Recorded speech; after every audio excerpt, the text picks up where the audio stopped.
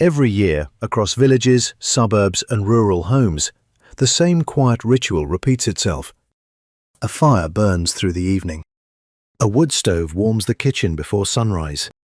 A backyard fire pit glows for a few hours and fades into embers. And when the fire is gone, what remains is always the same. A thin layer of grey powder. Most people treat it as waste. They sweep it into a bucket and dump it somewhere along the edge of the yard. Some scatter a little in the garden because they once heard that ash might help plants. Others avoid it completely, worried that it could damage the soil. So the ash disappears quietly. But inside that powder lies something far more interesting than most gardeners realize. Because wood ash is not simply the remains of a fire. It is the concentrated mineral memory of the entire tree that burned to create it. Every element that once moved through that tree's roots and branches remains there in concentrated form. Calcium, potassium, magnesium, trace minerals that plants rely on for root development, leaf formation, and flowering. For centuries, farmers understood this instinctively. Long before modern fertilizers existed, wood ash was carefully collected and returned to the soil. Entire industries even grew around it. During the 18th and early 19th centuries, barrels of ash were traded across Europe and North America because they could be processed into potash, one of the most valuable mineral fertilizers of the time.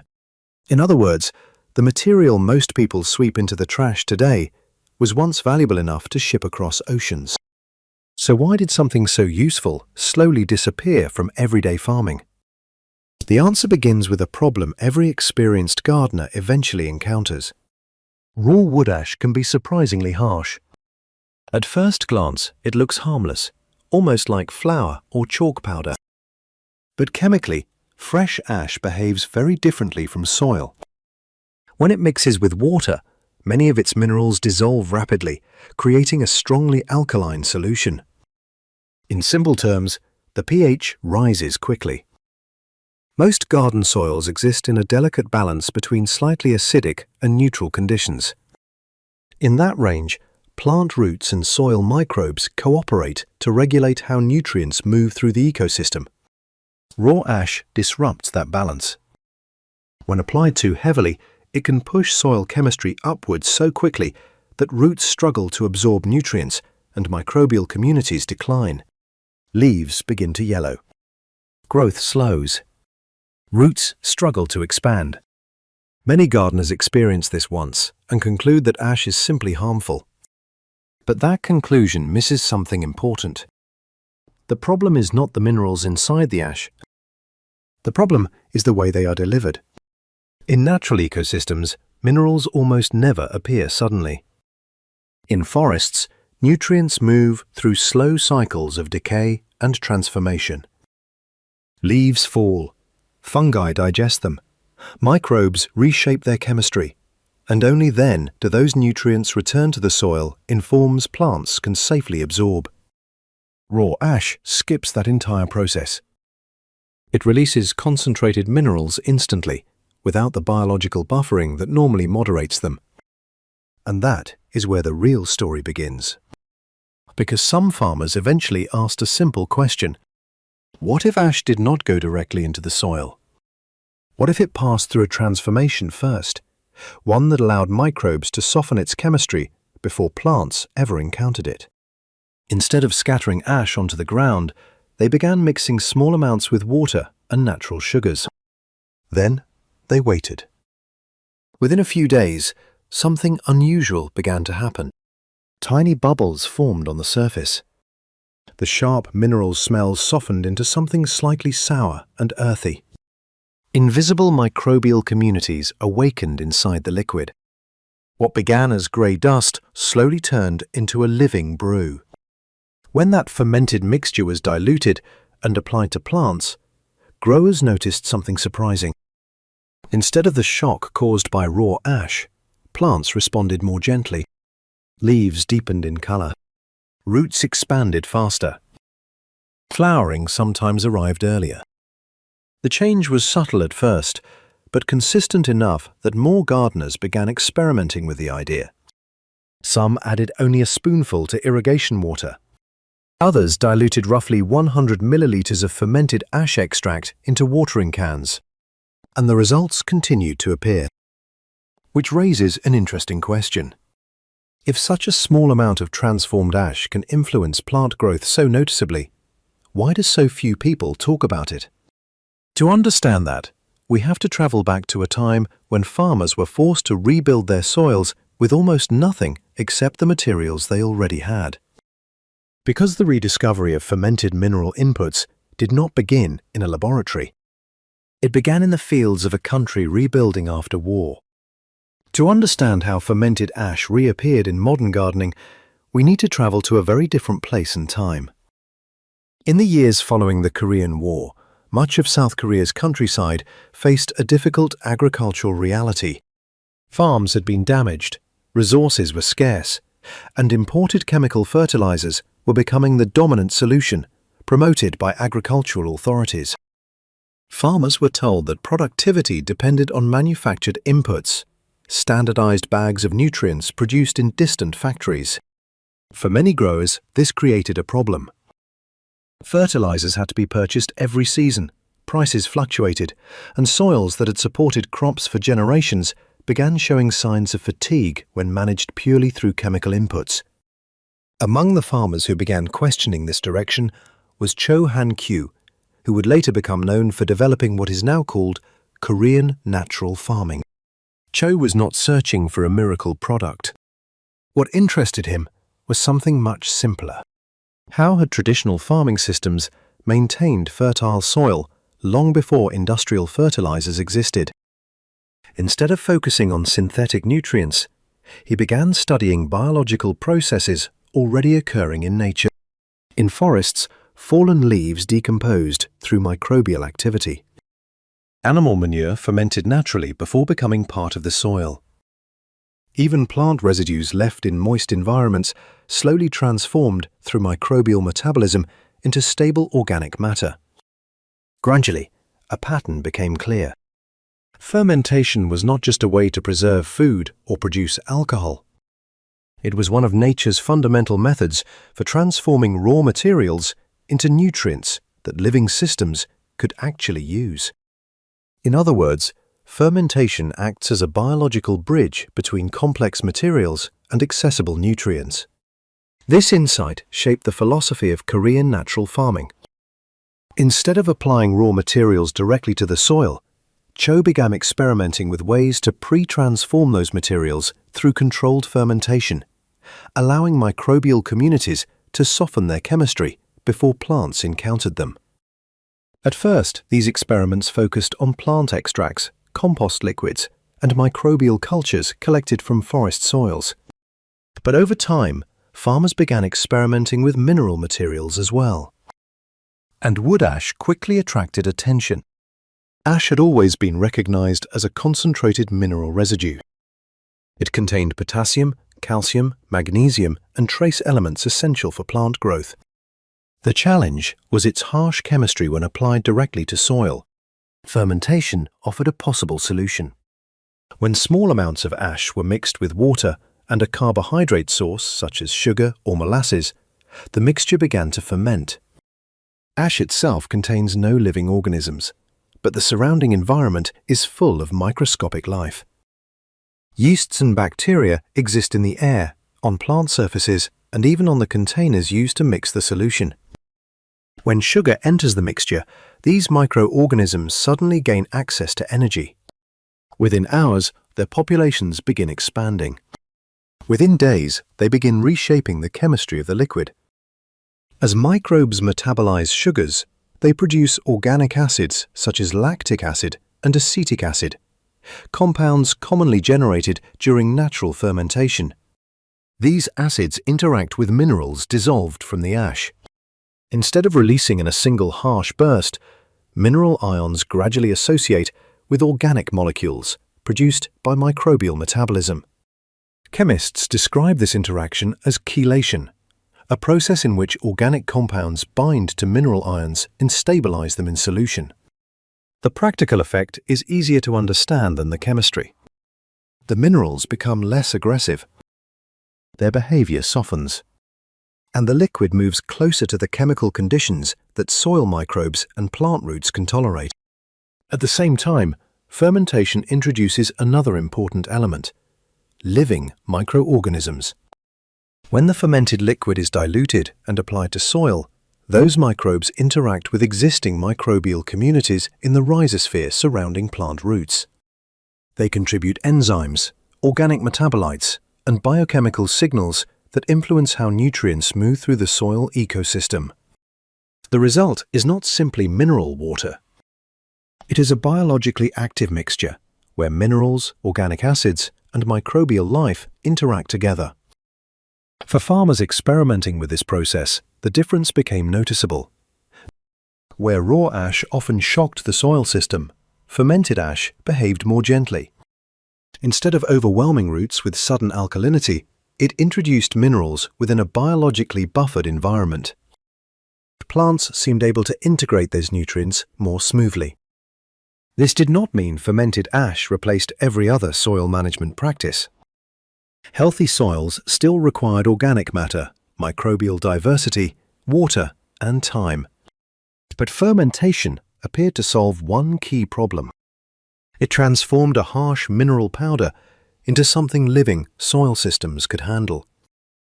And once growers began seeing that difference, they started experimenting further. But to understand why plants respond the way they do, we need to look deeper, not at the soil itself, but at what happens inside the plant once those minerals begin moving through its tissues. When gardeners describe plants suddenly coming alive, they usually talk about what they can see above the soil surface. Leaves deepen in color. Stems become thicker. New shoots appear, and flowers begin forming sooner than expected. But the real transformation rarely begins in the leaves. It begins at the root. Plant roots are not passive tubes absorbing whatever nutrients happen to be nearby. They are part of a highly active biological environment known as the rhizosphere, a narrow zone of soil where plant roots, microorganisms, minerals, and organic compounds interact continuously. Inside this zone, nutrients rarely travel directly from soil into plant tissue. Instead, they move through a series of biological exchanges. Microbes dissolve minerals. Organic acids reshape their chemical form. Root hairs release sugars that feed microorganisms, which in turn make nutrients available to the plant. It is a complex negotiation rather than a simple transfer. When raw wood ash enters this environment, that negotiation can collapse. Because raw ash dissolves rapidly, it can push soil alkalinity upward very quickly. In those conditions, some nutrients become less available, while others accumulate in forms that roots cannot safely absorb.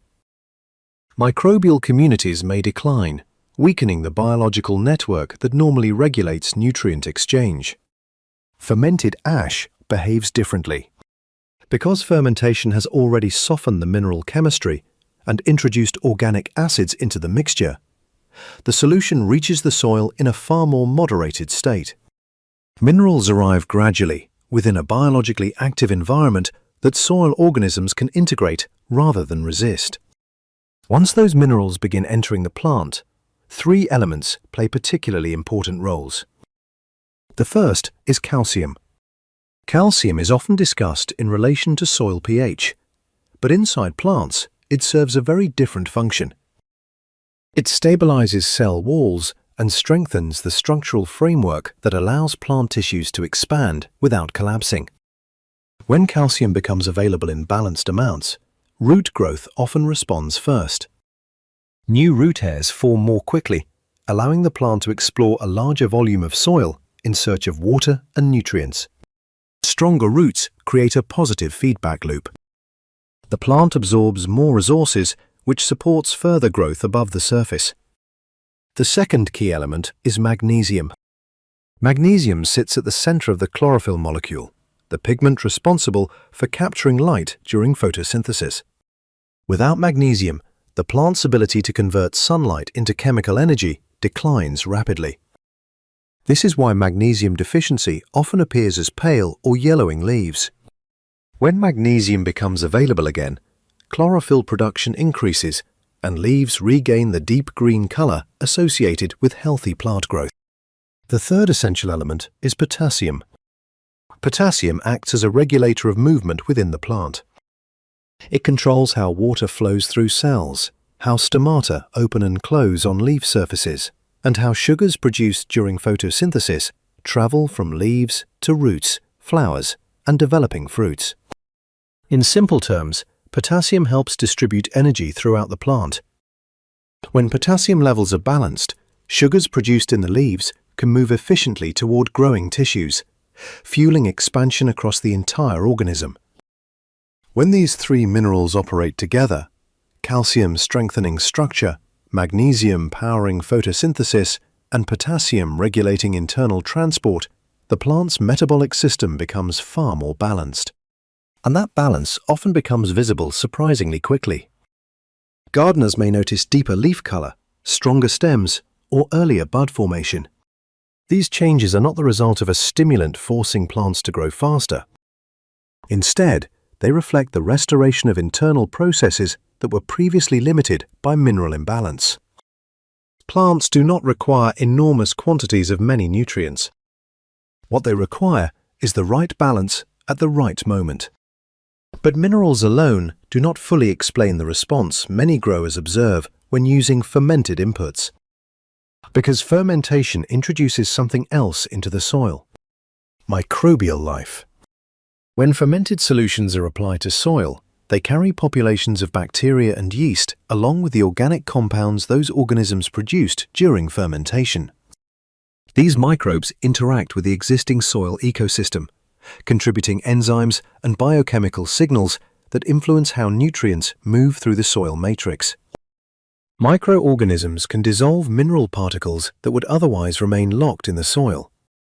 They produce organic compounds that help nutrients remain soluble, making them easier for plant roots to absorb. In other words, fermentation does not simply change the minerals themselves. It changes the context in which those minerals enter the soil ecosystem. Instead of arriving as isolated chemical compounds, they arrive as part of a living biological system. And for plants that evolved within complex microbial environments, that difference matters. Yet even with these advantages, fermented ash remains largely unknown outside specialized gardening communities. Few agricultural textbooks mention it.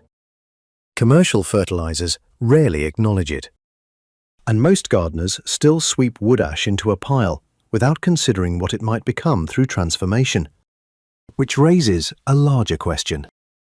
If wood ash once played such an important role in agriculture, and if fermentation can reshape its behavior so dramatically, why did this knowledge fade from mainstream farming in the first place?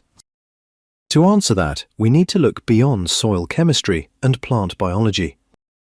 We need to look at the historical transformation of agriculture itself. Long before gardeners debated whether wood ash belonged in the compost pile or the trash bin, it held a very different status in agriculture. For centuries, ash was not considered waste at all.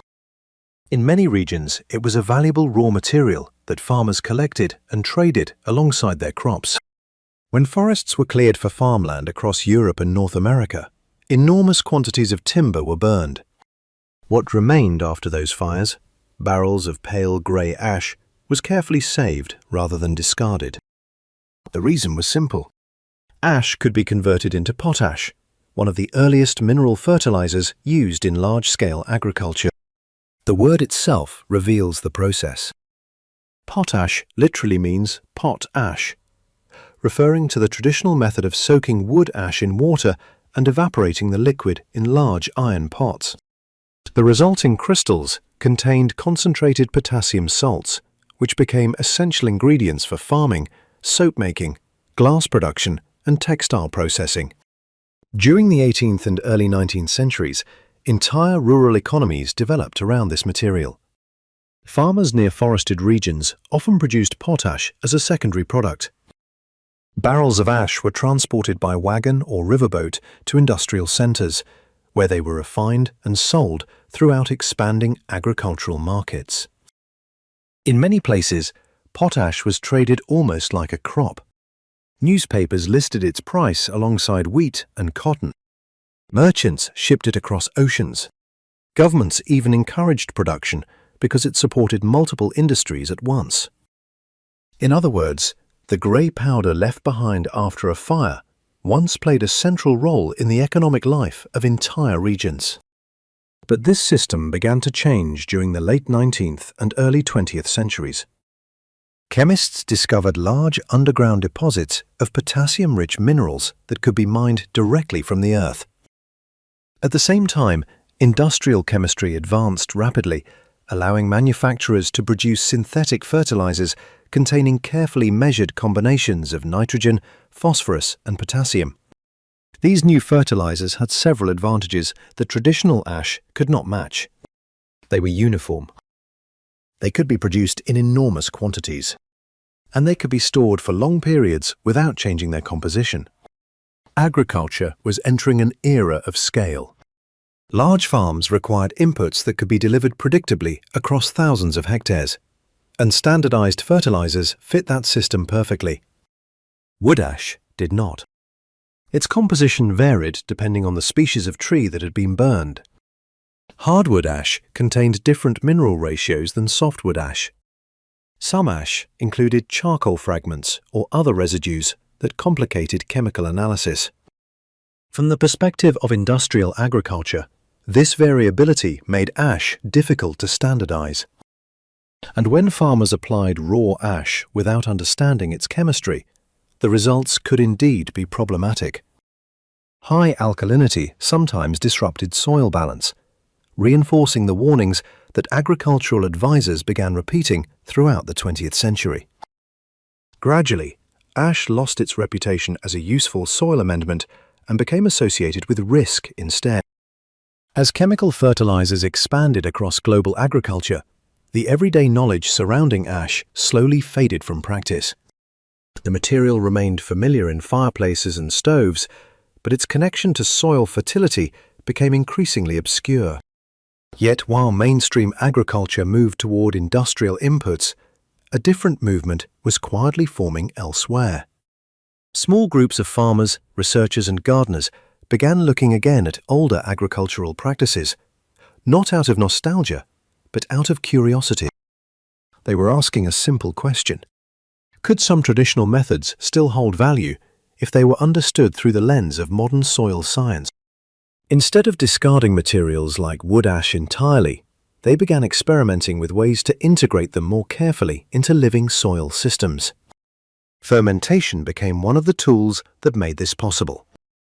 Because fermentation allowed harsh mineral materials to be transformed biologically before entering the soil, it reopened the possibility of using substances that had once been considered too aggressive in their raw form. Wood ash, rich in minerals but chemically intense, suddenly looked different when viewed through this biological perspective. It was no longer simply a powder to scatter on the ground. It became a material that could pass through microbial transformation before returning to the soil. And once that transformation occurred, growers began noticing something interesting. The ash behaved very differently. But to understand why this rediscovery is happening now, and why techniques like fermented ash are attracting attention again, we need to look at something deeper than history. We need to look at the changing way scientists and farmers are beginning to understand soil itself. During most of the 20th century, agriculture moved steadily toward a single goal: scale. Fields became larger, machinery became more powerful, and fertilizers were engineered to deliver nutrients in exact quantities across vast areas of farmland. The system was remarkably effective at increasing crop production, and for many decades it helped feed a rapidly growing global population. But this transformation also changed how soil itself was understood. In traditional farming systems, soil had always been treated as a living environment. Fertility was built slowly through compost, plant residues, animal manure, and the natural decomposition cycles that returned nutrients to the ground year after year. Industrial agriculture simplified that complexity. Instead of relying on slow biological cycles, it focused on delivering nutrients directly to plants in forms they could absorb immediately. In many situations, this worked extremely well, especially when combined with irrigation, crop protection chemicals, and modern crop genetics. Yet over time, another pattern began to appear. In many agricultural regions, long-term studies started reporting gradual declines in soil organic matter, reduced microbial diversity, and increasing dependence on external inputs simply to maintain stable yields. These changes did not occur everywhere, and they were not caused by a single factor. But they revealed something important. Soil fertility had never been purely chemical. It was biological. The nutrients plants require, calcium, potassium, magnesium, phosphorus, rarely move directly from mineral particles into plant roots. Instead, they pass through an enormous biological network that scientists are only beginning to understand fully. Bacteria dissolve minerals and release enzymes. Fungi extend microscopic filaments through the soil, transporting nutrients across distances that roots cannot reach alone. Roots themselves release sugars into the surrounding soil, feeding microorganisms that in turn make nutrients available in exchange. Within this underground ecosystem, nutrients circulate through living processes rather than appearing suddenly in concentrated doses. When this biological network is healthy, soil becomes remarkably resilient. Organic matter accumulates. Water infiltrates more easily. Nutrients remain within the ecosystem rather than washing away after rainfall. Plants develop deeper root systems and become more resistant to environmental stress. When this network weakens, soil becomes far more dependent on outside inputs. And this realization has led many farmers and researchers to rethink how nutrients should enter the soil in the first place. Instead of focusing only on the chemical composition of fertilizers, they are increasingly asking another question. How can nutrients be introduced in ways that cooperate with soil biology rather than bypassing it? This question lies at the center of what is often called regenerative agriculture. Practices such as cover cropping, reduced tillage, compost application, and microbial inoculation are all designed to strengthen the biological systems that regulate soil fertility naturally. Fermentation-based inputs fit naturally into this philosophy. Because fermentation cultivates microbial activity in a controlled environment, it allows certain materials to be biologically transformed before they ever reach the soil. Organic residues, plant extracts, and even mineral powders can pass through microbial metabolism, producing organic acids and enzymes that change how those materials interact with soil ecosystems. In this context, fermented ash becomes easier to understand. The ash itself is simply a mineral source. Its potassium, calcium, and trace elements are already valuable nutrients. The challenge lies in how abruptly those minerals enter the soil when ash is applied directly. Fermentation alters that pathway.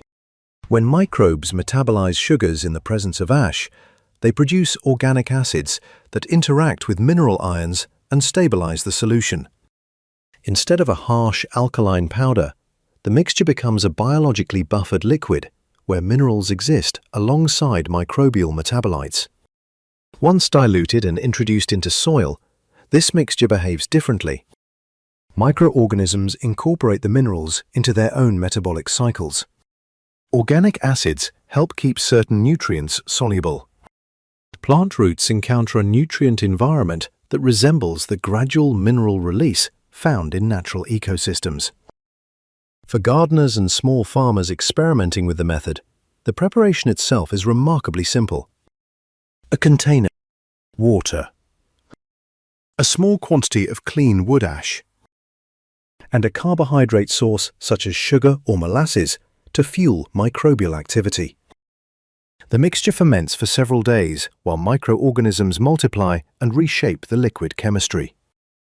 Bubbles appear as gases are released, and the smell gradually shifts from sharp and mineral to slightly sour, an indication that fermentation is underway. Afterward, the liquid is diluted heavily with water before being applied to soil or irrigation systems. The quantities involved are typically very small. Often only a few spoonfuls of fermented mineral extract are mixed into several liters of water, because the goal is not to apply large doses of nutrients. The goal is to introduce minerals through biological processes that the soil ecosystem can integrate gradually. When used thoughtfully, fermentation-based mineral inputs reconnect agriculture with the same biological pathways that have regulated nutrient cycles in natural ecosystems for millions of years. And in a time when soil health is becoming an increasingly important concern, that reconnection is attracting renewed attention. Which brings us to the final part of the story. Because the real significance of fermented ash is not simply the mixture itself. It is what the mixture reveals about how soil fertility actually works. For all its potential benefits, fermented ash is not a miracle solution. Like any soil input, it must be used with care and with an understanding of local conditions. The ash itself still contains alkaline minerals, and fermentation softens their behavior but does not eliminate their chemical power entirely. This is why experienced growers almost always apply fermented ash in very small, diluted quantities. The goal is not to deliver a concentrated fertilizer dose. The goal is to introduce minerals gently into the soil ecosystem so that microorganisms and plant roots can integrate them gradually. The source of the ash also matters. Only ash produced from clean, untreated wood should ever be used in soil. Ash from painted lumber, construction waste, or treated materials can contain contaminants that should never enter a garden environment. Even with clean ash, observation remains essential. Different soils respond differently depending on their existing chemistry. Highly alkaline soils may not benefit from additional ash-derived minerals at all, while slightly acidic soils often respond more positively. In other words, fermented ash works best when it is treated as one small tool among many, rather than as a universal solution. Healthy soil still depends on organic matter, microbial diversity, water, and time. Compost, mulch, plant residues, and living roots all contribute to the gradual rebuilding of soil structure. Fermented mineral inputs simply interact with that process, helping certain nutrients circulate more smoothly through the biological networks beneath the surface. Seen in this context, fermentation is less about the ash itself and more about the pathway through which nutrients enter the ecosystem. Nature rarely delivers minerals suddenly. In forests and natural landscapes, nutrients move through slow cycles of decay and microbial transformation. Leaves fall, fungi digest them, microorganisms reshape their chemistry, and only then do those elements return to the soil where plant roots can absorb them safely. Fermentation recreates a small version of that process. It allows microbes to interact with raw materials before those materials reach the soil, softening their chemistry and weaving them into the biological rhythms that already exist beneath the ground. For gardeners who experiment with these ideas, the results often appear gradually. The soil becomes darker and easier to work. Water infiltrates more easily after rainfall. Earthworms return to areas where the ground once felt compacted and lifeless. These changes do not come from a single ingredient. They emerge from the slow rebuilding of relationships between minerals, microbes, organic matter, and plant roots. And that realization leads back to the simple image with which this story began. A small container of ash beside a fireplace. At first glance, it appears to be nothing more than the final trace of a fire that has already burned out. But within that powder remains the mineral memory of the tree that once stood in the forest. Calcium that strengthened its wood. Potassium that regulated the movement of water through its cells. Magnesium that helped its leaves capture sunlight and transform it into energy. Fire removed the organic structure of the tree, but it did not erase the minerals that once sustained its life. For generations, farmers understood this connection without needing to explain it in scientific terms. The ash from household fires was returned to the land that produced the wood, quietly closing a cycle that linked forests, farms, and human settlements. Over time, modern agriculture developed faster and more powerful ways to deliver nutrients to crops. Many of those tools remain essential today, and they continue to support food production on a global scale. Yet alongside those technologies, there is growing recognition that soil itself is far more than an inert medium waiting for chemical correction. It is a living system, a network of organisms and minerals interacting continuously beneath our feet. Fermented ash does not replace modern agriculture, and it does not claim to transform soil overnight. What it offers instead is a reminder. Even the simplest materials can participate in the complex biological cycles that sustain plant life when they are introduced through living processes rather than abrupt chemical ones. And sometimes, the most interesting discoveries are not entirely new ideas at all. They are old practices seen again through a deeper understanding of the systems that have always supported life in the soil. So the next time a fire burns down to its last embers and a thin layer of ash settles at the bottom of the stove, it may be worth looking at that grey powder a little differently. Because what appears to be the end of a fire may still be the beginning of another cycle.